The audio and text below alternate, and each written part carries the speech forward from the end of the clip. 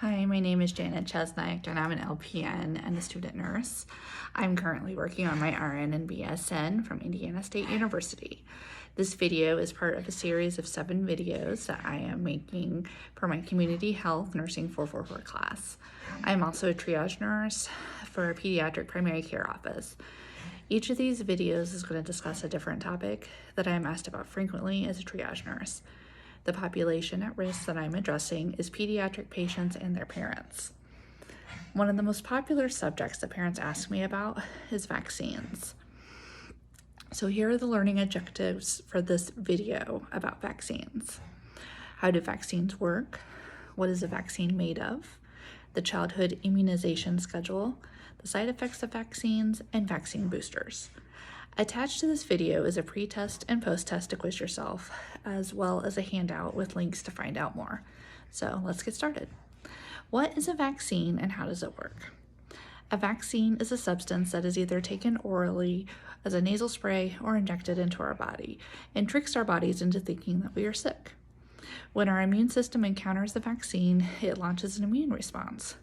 In the future, if our body is exposed to the real disease, the immune system will remember it and will likely fight off the disease without us feeling any symptoms or even realizing the exposure happened. So what are vaccines made out of? There are 2 types of vaccines, inactivated and live vaccines. Inactivated vaccines, such as the hepatitis B vaccine or tetanus vaccine, are made from a portion of the actual disease agent or another protein that is similar enough to the disease agent to trigger the immune response. Live vaccines are made from weakened versions of the real disease agent. Some examples of live vaccines are the MMR and varicella or chickenpox vaccines. So, what vaccines do children get and why? The CDC recommended schedule for childhood vaccines begins at birth with the hepatitis B vaccine. A second Hep B vaccine is given around 1 to 2 months of age, and then at 2 months, the vaccine schedule becomes jam-packed. At 2, 4, and 6 months, babies receive a DTaP, which is a diphtheria, tetanus, and pertussis vaccine, a HIV vaccine, a polio vaccine, a pneumococcal vaccine, and a rotavirus vaccine. And a 3rd dose of Hep B is given between 6 and 9 months of age. Many parents express concern about how many vaccines are being given at one time. The CDC has determined that it is safe for all of these vaccines to be given at the same time. There are also combination vaccines so that a child can receive all of those vaccines with 1 oral dose and 2 shots in 1 visit instead of an oral dose and 4 shots. By following the CDC's recommended schedule, babies are able to safely receive the optimal protection as soon as possible. Some of these diseases, such as pertussis, can be very mild in infants, very mild in adults, but can be detrimental and fatal to an infant. So it's very important that babies are immunized on schedule. At 1 year of age, the toddler will receive their first dose of MMR, chickenpox, and Hep A vaccines. They will also receive their last dose of Hib and pneumococcal vaccines and a 4th DTaP. Depending on your provider's preference, these may be given at the 12-month visit or divided up between the 12 and 15-month visits. At 18 months, the child will get their second Hep A. After the child turns 4 years old, they are eligible to get their kindergarten vaccines. They will get their final dose of DTaP, polio, MMR, and chickenpox vaccines. There are combos available there, so they don't have to get as many pokes too. At 10 to 11 years old, or before they enter 6th grade, they will receive a Tdap, which is similar to DTaP, but with an adult dose of tetanus, and a meningococcal vaccine. The HPV vaccine is also recommended at this age, but not required for school. At 16, they get their meningococcal vaccine again, and they also can get a MenB that's recommended, as the B strain is not included in the traditional meningococcal vaccine, but that is currently not required. In addition, a yearly flu vaccine is recommended starting at 6 months old. Also, if you're traveling outside of the country, your child may need additional vaccines or to get some vaccines sooner than the CDC recommends. You'll have to consult with your pediatrician and possibly even a travel medicine doctor in that case. So who should not get vaccines?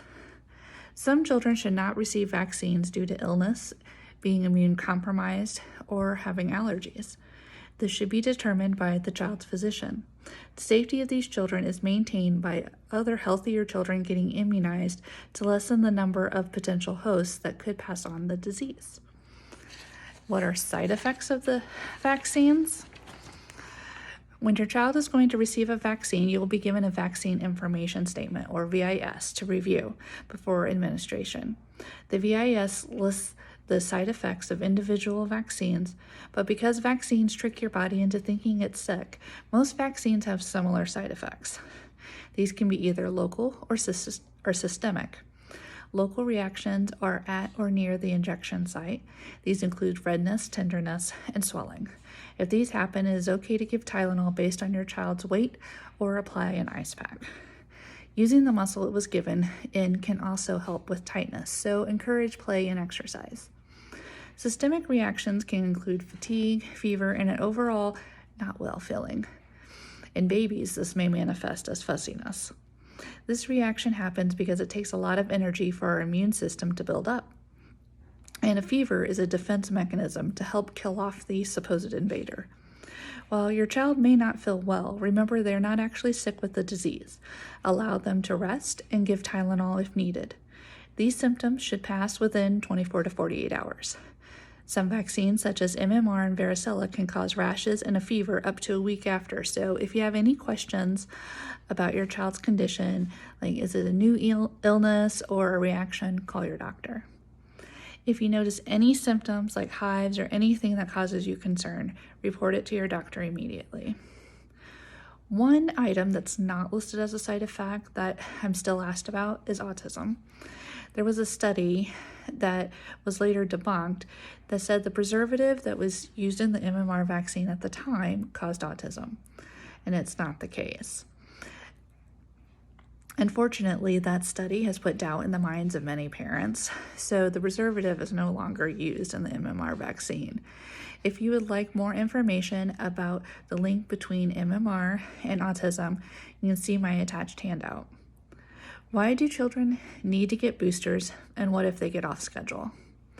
If only vaccines could be one and done. Some patients may have immunity after one dose of some vaccines, but some patients require 2 or more doses to get the same immune reaction. Since we don't know which kids respond that way without doing blood work and sticking the kids with needles more, we give multiple doses to everyone. Some immune responses can also wane over time, so boosters are given to keep the immune system sharp. If your child missed a scheduled dose due to illness or other reason, they do not need to start over. You will need to consult with your pediatrician to find out how soon they can make up the dose if that will cause other future doses to be on a different schedule. And how do you get more information about vaccines? Vaccine information abounds, but it's important for you to have accurate information when it comes to your child's health. You can look up all the vaccines at the CDC's website. If you ask your pediatrician about the specific brands they use, you can also look at their manufacturer's site. Your local Board of Health is also a good resource, and if you have additional questions or concerns, you can always ask your doctor. So be sure to check out all the attached handouts, for more information, and thanks for watching.